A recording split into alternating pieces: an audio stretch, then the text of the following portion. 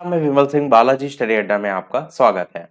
DElEd second semester के लिए विज्ञान विषय के आज हम मॉडल पेपर देखेंगे। इससे पहले हमने सोशल साइंस का मॉडल पेपर देखा था दिसंबर 2022 एग्जाम के लिए। साइड में पिछला वाला वीडियो आपको मिल जाएगा यदि वो मॉडल पेपर का विद सॉल्यूशन आपने नहीं देखा हो। तो साइंस का आज हम 20 दिसंबर 2022 को जो पेपर होगा उसका मॉडल पेपर देखेंगे विद सॉल्यूशन। और ये मान करके चलिए कि सारी चीजें हमने इसमें आपके कोर्स सिलेबस के अकॉर्डिंग रखा है, तो ये मान के चलिए कि ऐसा ही पेपर आएगा, ऐसे प्रैक्टिस इसको देख करके आप कर सकते हैं। तो चलिए स्टार्ट करते हैं बिना किसी देरी के और बात करते हैं आपकी विज्ञान की परीक्षा है कब सेकंड सेमेस्टर की। तो 20 तारीख को आपकी परीक्षा है 10 से 11 बजे की टाइमिंग में। और वीडियो को स्टार्ट करते हैं। सबसे लास्ट में एक क्वेश्चन हम आपसे भी पूछेंगे और जितने भी प्रश्न आपके सही हो, क्योंकि हम 5 बहुविकल्पी कराएंगे और 6 अतिलघु कराएंगे और टोटल मिलाकर के 11 इधर वाला पोर्शन जो आता है ना उसको देखेंगे। और जो लघु उत्तरीय प्रश्न है वो तो आप कर ही सकते हैं, तो इसलिए उसको मॉडल पेपर में हमने शामिल नहीं किया है।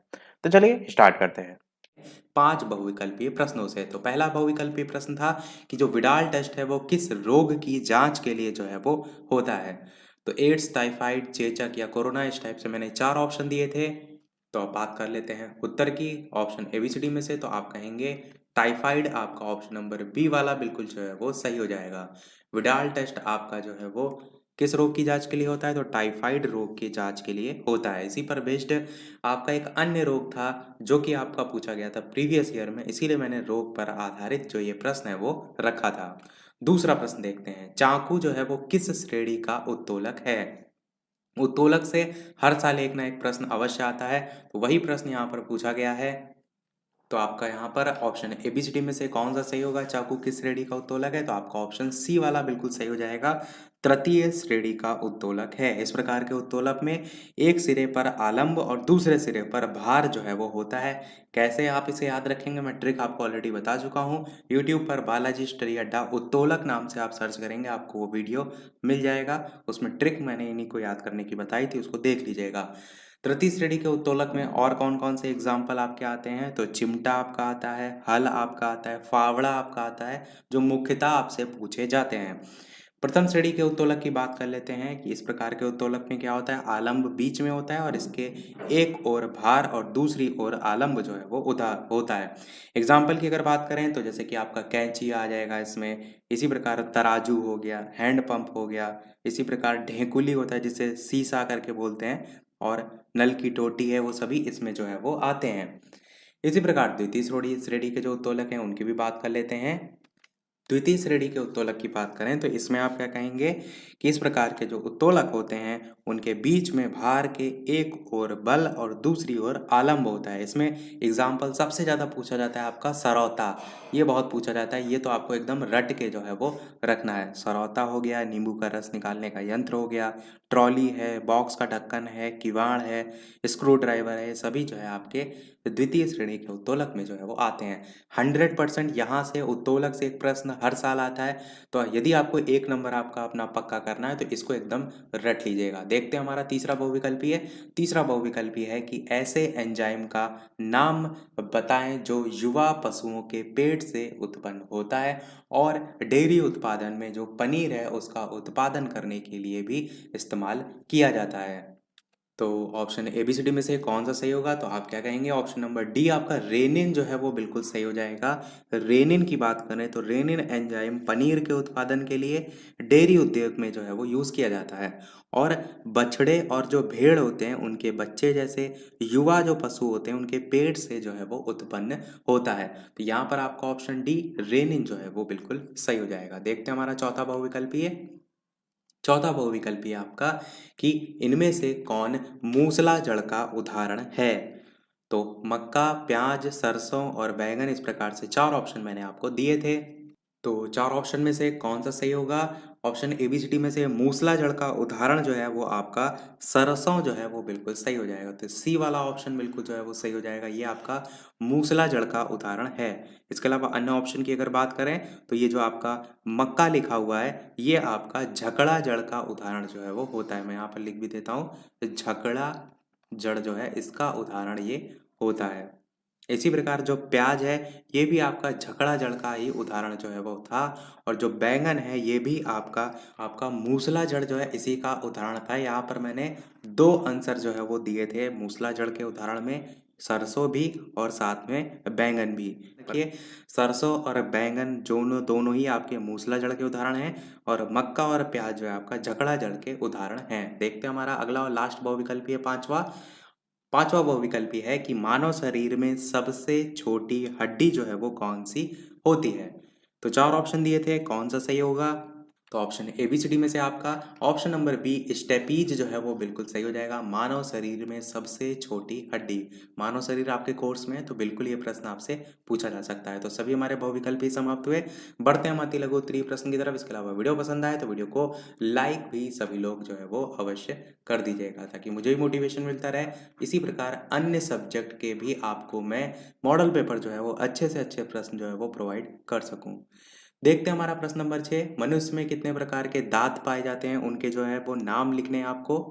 तो केवल और केवल यहाँ पर नाम लिखने थे, क्योंकि ये प्रश्न आपका अति लघु में आया था। तो आपके चार प्रकार होते हैं। पहला आपका होता है छेदक या कृंतक जिसे हम कहते हैं, और इंग्लिश में हम इसे इंसीजर के नाम से जो है वो जानते हैं। इंसीजर की स्पेलिंग में लिख देता हूँ, INCISOR। और ये कार्य किस में आते हैं? तो काटने के दांत के रूप में जो है वो जाने जाते हैं। इन्हें हम छेदक या कृंतक जो है वो कहते हैं। दूसरा आपका होता है भेदक या रदनक। भेदक या रदनक जो है, रदनक उसको कैनिन के नाम से जो है वो जानते हैं, CANINE। और ये किस में आते हैं कार्य, या किसके रूप में जाने जाते हैं? तो फाड़ने के दांत के रूप में जाने जाते हैं। तीसरे की अगर बात करें तो तीसरा होता है आपका अग्रचवर्णक, जिसे हम प्री मोलर के नाम से जानते हैं। और प्री मोलर की स्पेलिंग PREMOLAR हो जाएगी। और चौथा आपका होता है चवर्णक, जो कि आपका किसे नाम से जानते हैं? मोलर के नाम से जानते हैं, और इनका कार्य चबाने के दांत के रूप में जो है वो जाना जाता है। प्री मोलर और मोलर दोनों ही आप इसमें रख सकते हैं।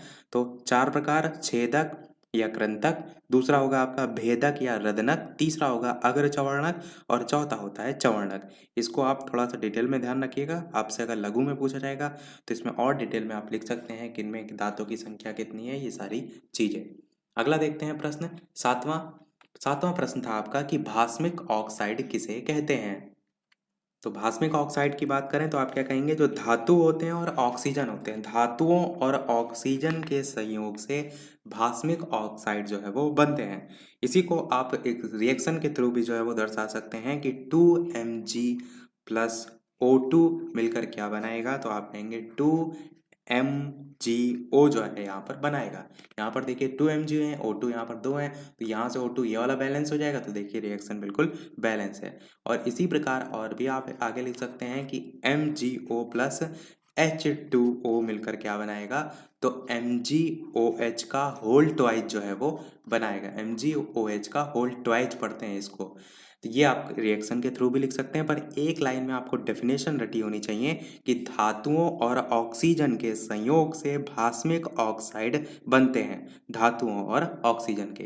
देखते हैं हमारा अगला प्रश्न जो है वो आठवां, इसको रब करते हैं। आठवां प्रश्न है आपका, उष्मा का स्थानांतरण कितनी विधियों से होता है, उनके नाम आपको जो है वो बताने थे। तो आप क्या कहेंगे, कौन कौन सी विधियां होती हैं? तो आपका एक हो जाएगी चालन, मैं यहाँ पर साइड में लिख भी देता हूँ, चालन एक हो जाएगी।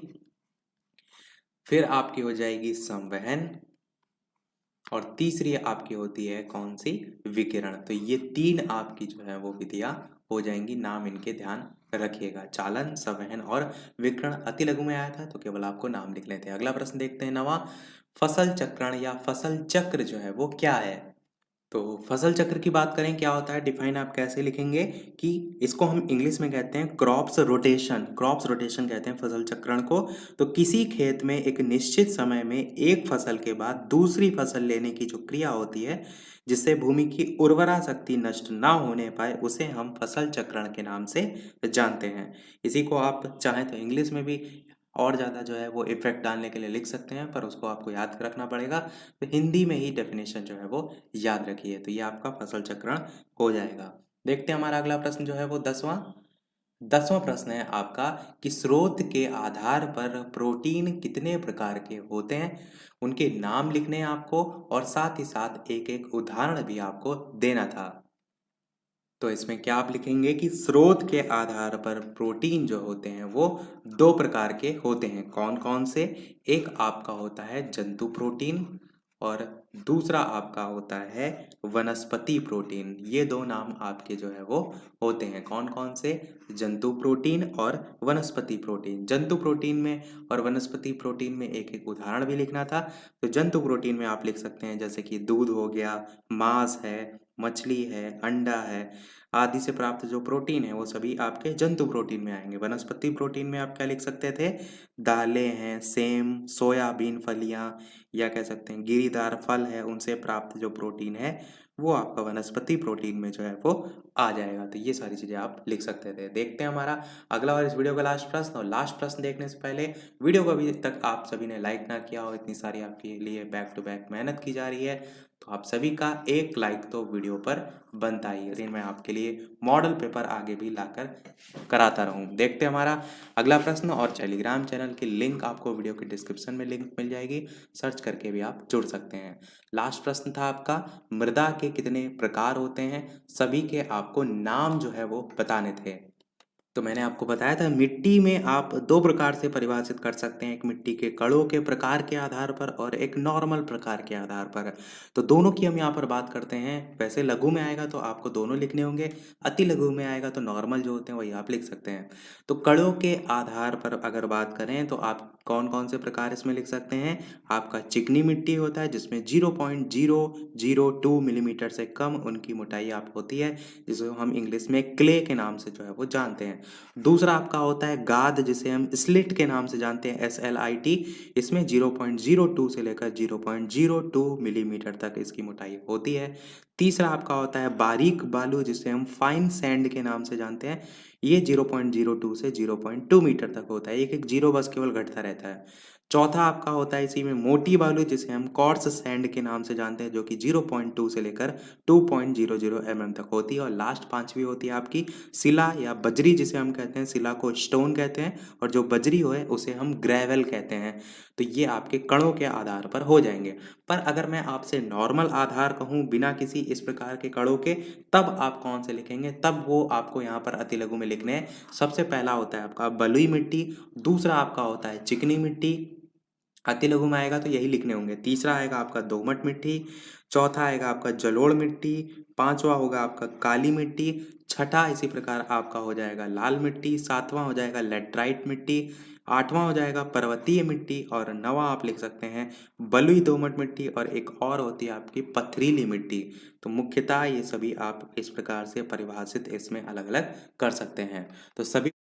तो सभी प्रश्न हमने देख लिए। अब वीडियो को समाप्त करने से पहले एक प्रश्न हम आपसे भी पूछेंगे। इसके अलावा जो भी चैनल पर नए हो सब्सक्राइब करके अवश्य जुड़ जाइएगा, ताकि आगे आने वाला कोई वीडियो आपसे मिस ना हो। और वीडियो लाइक शेयर भी करते रहिएगा। मेन उद्देश्य शेयर है, क्योंकि सारे लोगों तक पहुंचे, मेन इसीलिए हमने बनाया ही मॉडल पेपर, ताकि ज्यादा से ज्यादा तक लोगों तक पहुंचे। तो शेयर जरूर कर दीजिएगा।